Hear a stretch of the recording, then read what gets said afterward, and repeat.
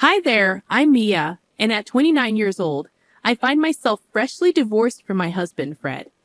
Our love story began back in college, where we shared classes and quickly fell for each other's charms. Despite our strong bond, there was a persistent thorn in our side. Fred's mother, Holly. She seemed to harbor an inexplicable animosity toward me, constantly meddling in our relationship. Despite voicing my concerns to Fred, he struggled to confront his mother, torn between loyalty to her and his love for me.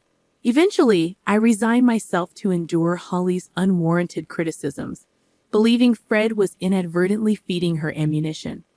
Our relationship weathered many storms, with frequent arguments over his mother's influence. However, Fred eventually saw reason and ceased divulging details about our lives to her. After 3 years of dating, we tied the knot, much to Holly's chagrin. Her attempts to sabotage our marriage proved futile, and we distanced ourselves from her toxic presence for a while. During this period, both Fred and I found success in our careers. Although I outearned him slightly, to maintain balance, we split our expenses unevenly, with me covering the lion's share. Yet, despite our marital happiness, I felt a void within me, a need to pursue something of my own. Drawing upon my knack for design, I delved into graphic design as a side venture. Keen to keep it under wraps, I embarked on courses and invested in equipment without Fred's knowledge. My best friend, Jess, was the sole confidant of my new endeavor, offering encouragement and practical advice. As my skills flourished, Jess introduced me to acquaintances who were eager to engage my services. Despite my novice status, they admired my work and entrusted me with projects, gradually expanding my client base. This newfound source of income alleviated financial pressures and allowed Fred and me to enjoy a more comfortable lifestyle. With each paycheck, I squirreled away savings, dreaming of treating Fred to something special, a token of gratitude for standing by me through thick and thin. I hadn't broached the topic with him yet, and every time I considered it, it seemed like he was avoiding any serious conversation. It became evident to me that something was amiss, but he remained tight-lipped about it. The first inkling I had of trouble was when Fred confessed to me that he had exhausted his entire paycheck on investments just a week after receiving it. We had a heated disagreement about it, but we managed to patch things up for the time being. To make ends meet, I put in extra hours at work, which helped alleviate some of the strain.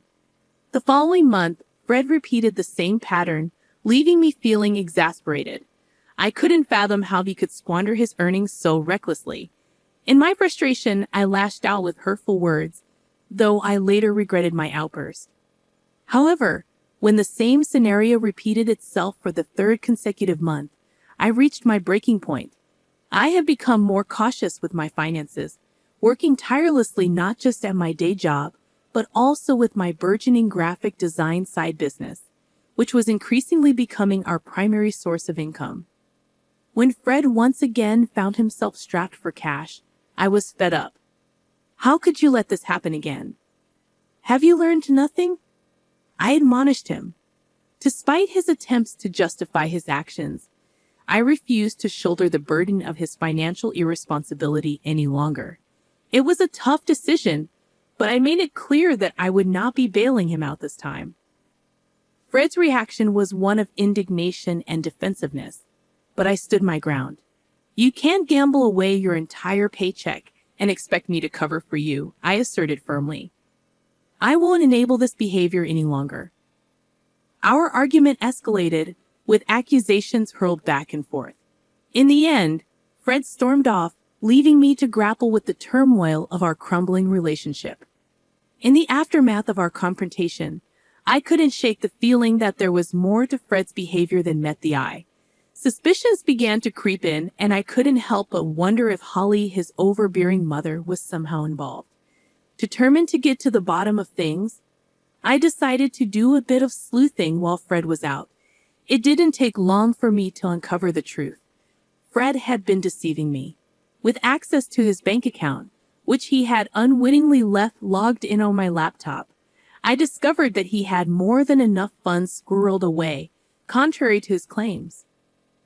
As I scrutinized Fred's transactions, I couldn't find anything out of the ordinary apart from the usual debits. Perplexed, I wondered why he had been hiding his finances from me and weaving lies. Seeking clarity, I delved into his messages, and the first person I noticed him texting was his mother. Their conversation revolved around our recent altercation, with Fred painting me as the antagonist, claiming I had berated him for withholding money. Holly, his mother, seemed to revel in this discord, affirming her suspicions about me. As I scrolled further, I unearthed a disturbing revelation. Holly had been relentlessly disparaging me to Fred, labeling me as materialistic and insinuating that I was with him solely for financial gain. Ironically, I was the primary breadwinner in our household. Their exchanges showed how Holly's toxic influence had fueled Fred's grievances against me, magnifying minor annoyances and nurturing his resentment. The final blow came when I discovered their scheme to cut me off financially. Initially hesitant, Fred succumbed to Holly's manipulations, gradually acquiescing to her demands. He fed her ammunition by disclosing incidents where I expressed frustration, further stoking her animosity toward me. It was a devastating betrayal, leaving me reeling with hurt and confusion. Uncertain of my next steps, I sought solace in my best friend Jess. Nestled in her company, I shared the distressing truth I had uncovered, seeking her guidance in this tumultuous moment. Jess, ever the steadfast confidant, listened intently, offering her unwavering support as I grappled with the betrayal inflicted by those closest to me. I grappled with the weight of the situation, unsure of the best course of action. It seemed glaringly obvious. Cut off Fred's support, wait for him to hit rock bottom, then file for divorce. But Jess questioned the morality of such a plan, labeling it as cruel. Her concern nudged me to reconsider my approach, prompting her suggestion to sleep on it and revisit the issue the next day. Exhausted both physically and emotionally, I welcomed the respite sleep promised. The following morning, with the luxury of a weekend ahead, Jess and I sought solace in the familiarity of a favorite movie, drifting off to sleep in each other's company. The tranquility of the day brought a sense of peace, a temporary reprieve from the turmoil brewing within. We indulged in simple pleasures, immersing ourselves in movies, culinary delights, and each other's company. Despite the nagging thoughts of the previous day's revelations, I made a conscious effort to set them aside, prioritizing the much-needed respite. However, our reprieve was short-lived when Holly's call shattered the tranquility. Reluctantly, I answered, greeted by accusations and hostility. Holly's unwarranted accusations only served to exacerbate the tension, but Jess's encouragement urged me to maintain composure. In the midst of Holly's tirade, an unexpected proposal emerged, a 50-50 split of everything between Fred and me. It was a proposition tinged with skepticism, a test of my commitment to the marriage. Despite the audacity of her demand, I agreed, willing to entertain any possibility of salvaging what remained of our relationship. With tentative acceptance, plans were set in motion, culminating in a meeting scheduled for Tuesday to formalize the arrangement. Though uncertainty lingered, I resolved to confront the challenge head-on, armed with newfound determination to navigate the tumultuous waters ahead. I was stunned by the turn my marriage had taken, torn between disbelief and seething anger. How dare Holly brand me a gold digger, and how could Fred stand by and allow such an accusation? I had stood by him through thick and thin, supporting his endeavors even when they led to losses. I'd covered for him when he lied, shouldered the burden of our shared responsibilities, all while concealing my own side hustle, waiting for the right moment to reveal it to him. Sharing the details with Jess, her smile hinted at the brilliance of Holly's scheme. Splitting everything evenly would leave Fred with little to fall back on, given his lack of awareness about my additional income. I had hoped to surprise him with a lavish gift once my side venture gained traction, but now I was grateful to have it as a safety net. Tuesday arrived swiftly, and Jess accompanied me as support. Arriving home, we found Holly, Fred, and a lawyer already there, finalizing the contract. Ignoring Fred's silent plea for privacy, I approached Holly, demanding to review the terms. As expected, the agreement mandated equal division of assets, with a clause prohibiting financial assistance between us. Reluctantly, I signed, knowing it would leave Fred scrambling financially. Predictably, problems ensued. Initially, we exchanged only terse words, our rift too deep to bridge.